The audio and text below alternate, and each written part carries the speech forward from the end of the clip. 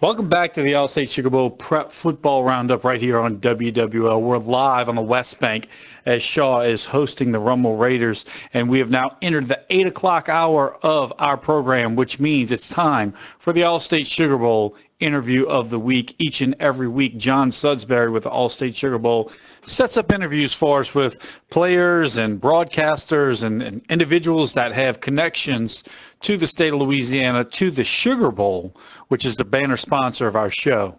And this week, he got us a local guy, Fitzsimmons. Ian's actually handled the sideline duties for ESPN Radio broadcasts for 6 Sugar Bowls. He's a local boy. I'm talking North Shore, like Folsom Elementary, William Pitcher.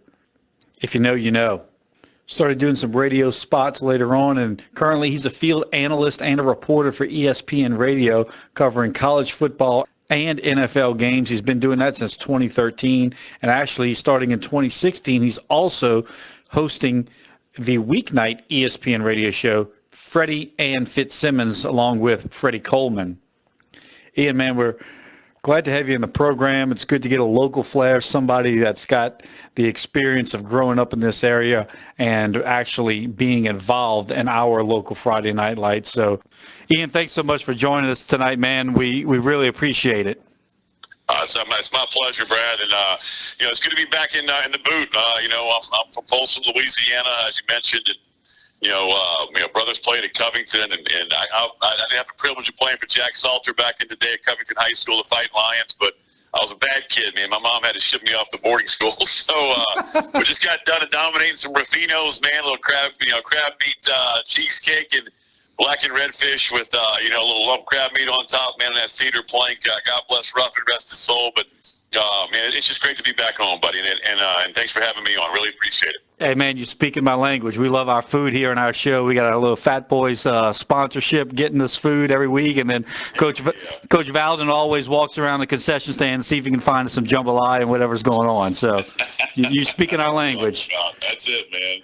That's it. Every time I come home, I gain 5 pounds, and it's the best 5 pounds I gain every year. There you go. So, look, a lot of our listeners probably don't know, you've had the opportunity to cover a ton of Sugar Bowls. And in addition to the Sugar Bowls, you actually got to cover the Allstate kickoff this past month with LSU and Florida State. As you mentioned, we'll talk about it a little bit later. You're in town for LSU, Mississippi State. But give us your thoughts on one, how the Allstate kickoff went off, so to speak. So it was the first time that the Sugar Bowl was able to do this inaugural game. So your thoughts about how they pulled that off, and also give us your thoughts on the battle between the two teams and what you saw. Well, first of all, I mean, the Allstate Sugar Bowl does an unbelievable job. Whether it's the kickoff or the actual Sugar Bowl or a college football playoff semi or the Natty, John Sudsbury and his crew, I mean, they are some of the best in the business. So, I mean, it went off without a hitch, as you would expect. Everything is absolutely tip-top. There's never you don't even have to ask a question, man. Everything's pretty much given to you. So, and the game itself, look, LSU was a different team in the second half, man. You go watch Jaden Daniels in the first half and the second half. They really got him in a rhythm. And when he had to make plays, when the lights were brightest and the stage was grandest, he did it, 99 yards, right down the field, back of the end zone touchdown. And, if 86 is leaning in and punching out on that extra point, we may still be calling that damn game.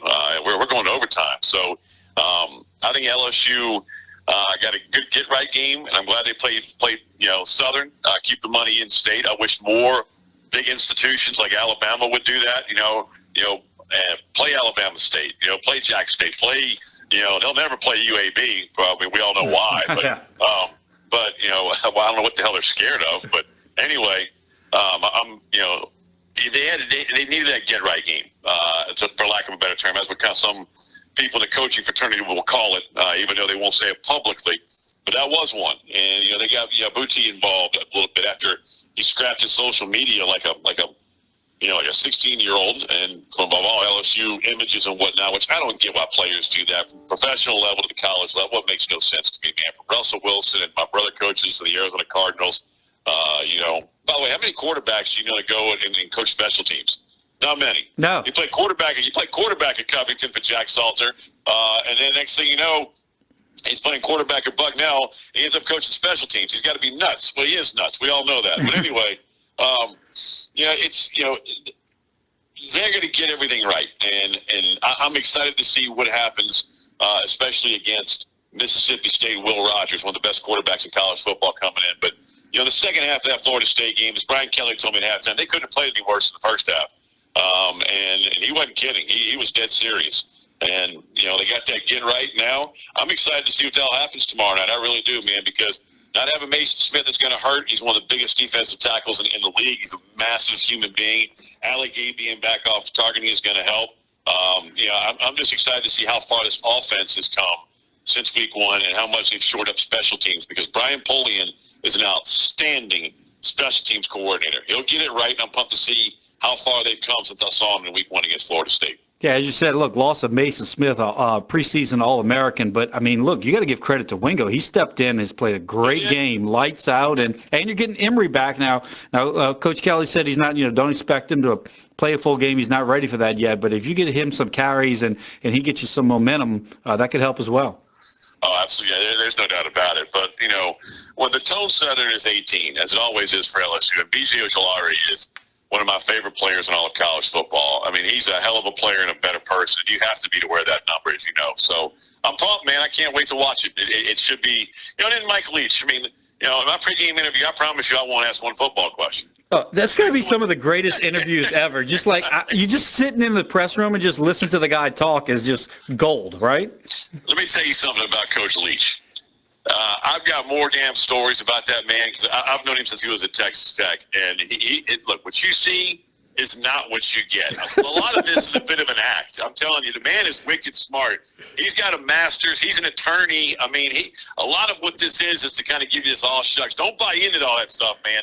He is one of the smartest human beings I've ever met. But he's also one of the most unique individuals I've ever met.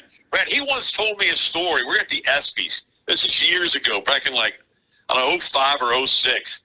And he orders a grapefruit and tequila.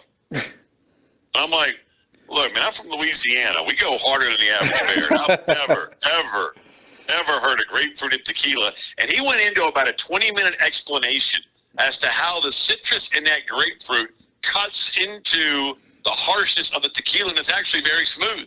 He goes, here, have a sip. I'm like, no, I'm good.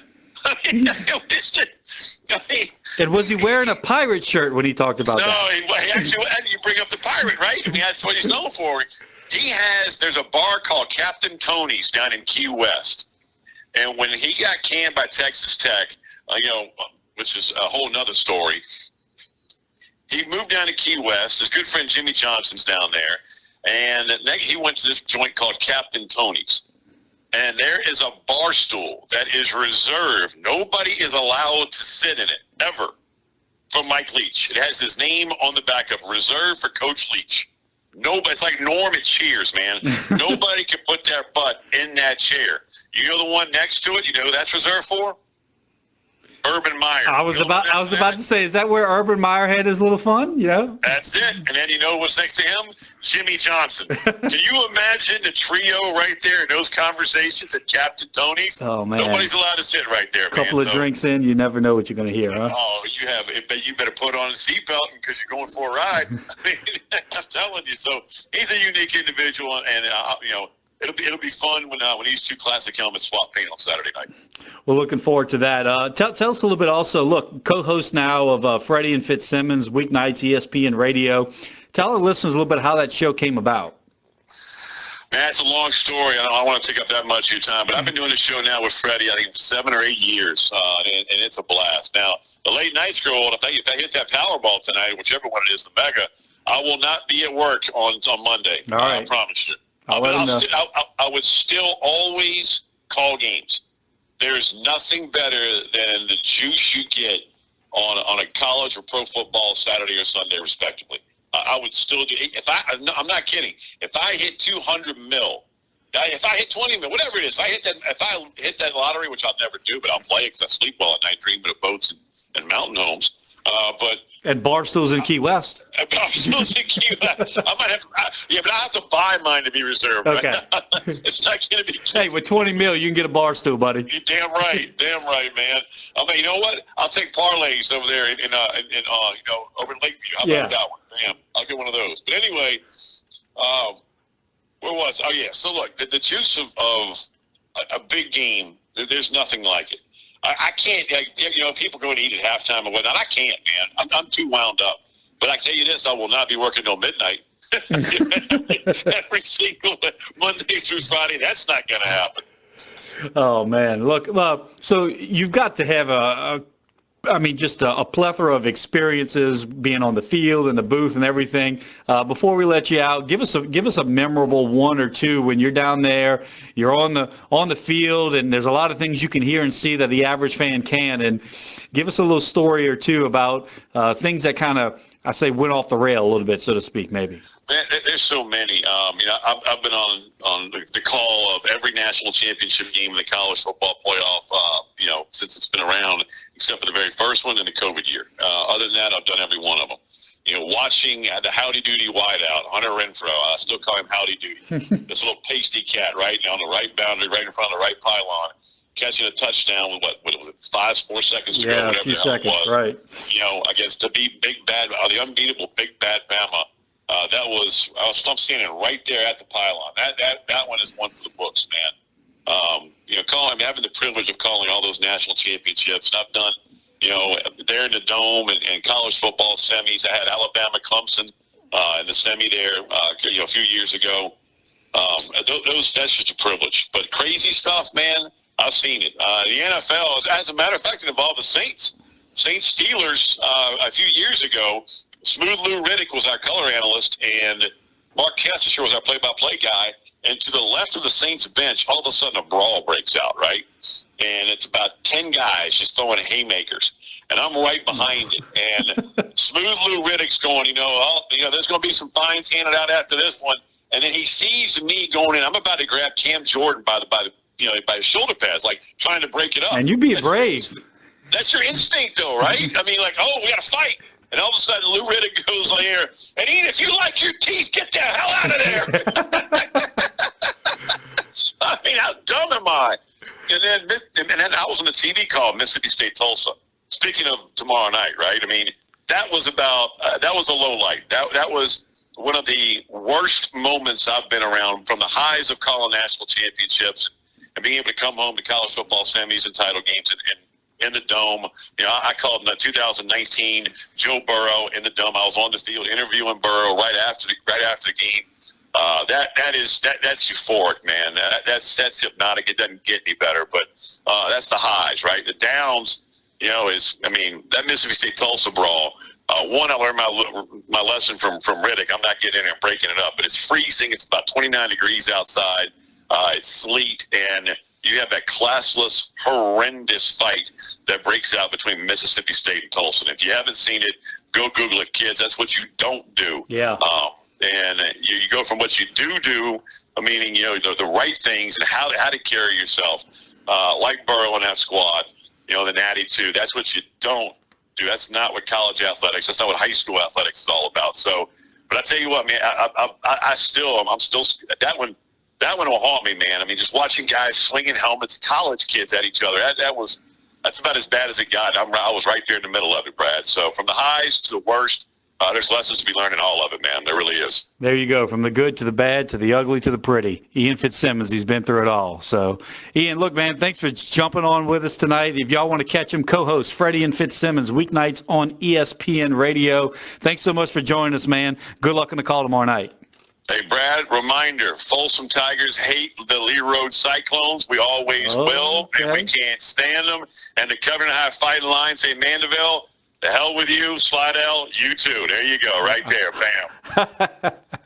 All right, Ian Fitzsimmons, there you go, the local boy joining us tonight. Thanks, man. Hey, my pleasure. Those rivalries, they never go away, kids. They never go away. Have a good one, Brad. All right, thanks, Ian. Ian Fitzsimmons of ESPN Radio joining us tonight. Hey, stick around. We're going to come back. We got some more updates. We'll give you some scores right here on the Allstate Sugar Bowl Prep Football Roundup on WWL.